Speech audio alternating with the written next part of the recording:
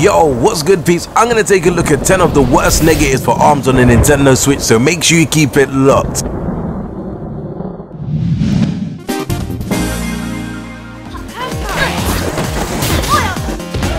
Yo, first up is the unfair difficulty with the AI.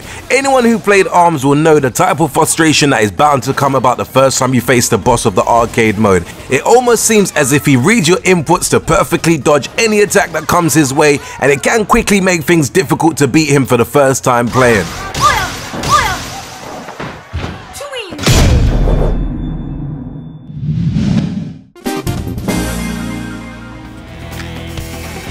Yo, by any chance you're like me and were hoping to just hop straight into some online with ARMS and enjoy its fun and frantic nature from the get-go, you will have been profusely disappointed to know that you have to complete single-player arcade first of all before you can even touch the online play, all for absolutely no reason whatsoever. I do guess it gears you up for the challenge that waits ahead online, but still having to be forced into modes is still a little bit annoying for me.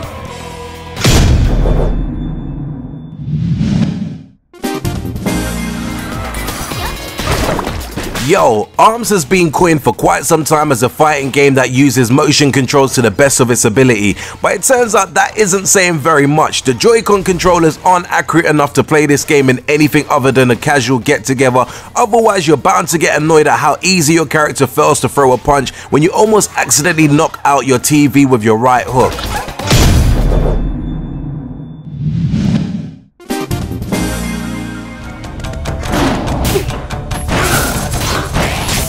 Yo, gameplay in ARMS is designed to be fast and frantic fun, but with the heavier characters it almost feels like they can't move, and while their attacks can deal some serious damage, the likelihood is they aren't even going to connect with your opponent, who is probably on the other side of the stage by this point because of how slow you are.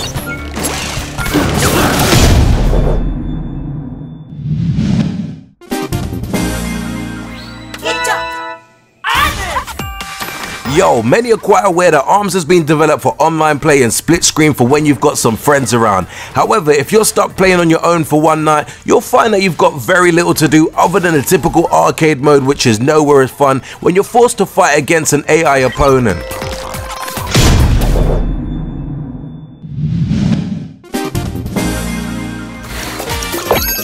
Yo, Nintendo decided that in ARMS they needed a system that would increase the longevity of the game, and that system is to unlock as well as upgrade your arms. Effectively, you're forced to play a little mini game, and depending on how well you manage to actually play that mini game, you will be rewarded fussily, but it's such an unnecessary feature to unlock one of the most major parts of the entire game, and that's different arms.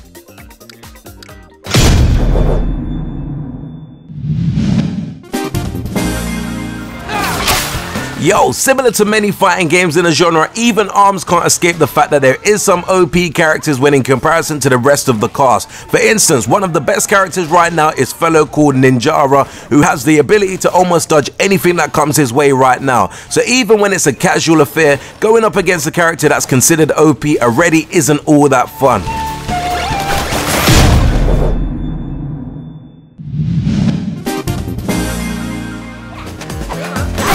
Yo, Nintendo has stated numerous times that the motion controls are the way to play this game, but after you play using the Pro Control for the first time, it will just go to show how much of an improvement that controller really is. So if by any chance you wish to get better at this game, it's almost as if you have to buy a Pro Controller to make it so.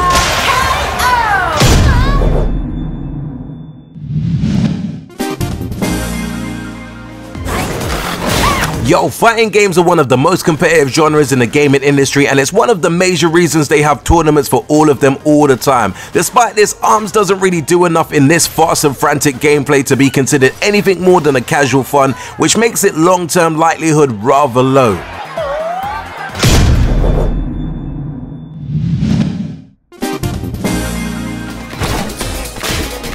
Yo, ARMS is quite clearly a title that is designed to be played with a group of friends, all spread around the Nintendo Switch to see who the greatest ARMS player is. But we're kind of in a period in life now where that doesn't happen as often as it once did. As a result, it makes the game feel a little lacking, be it in single player mode or even online, which I'll admit is fun. It just doesn't have the same allure as playing with your buddies in a one-on-one match.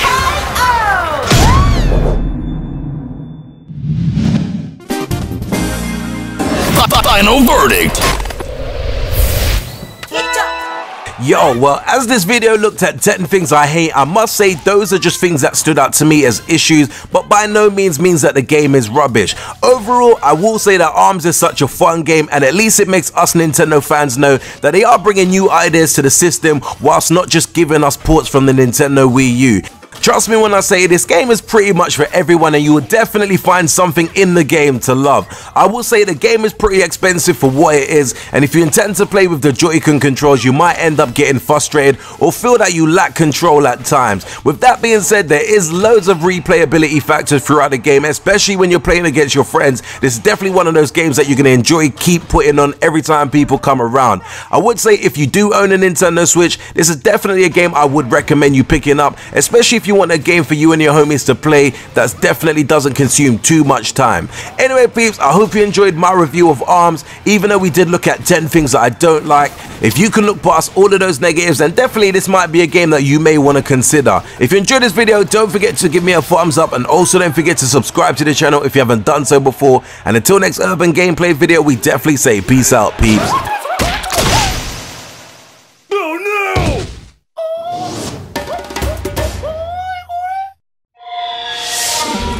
Make sure you hit that like and subscribe button for more cool urban gameplay videos.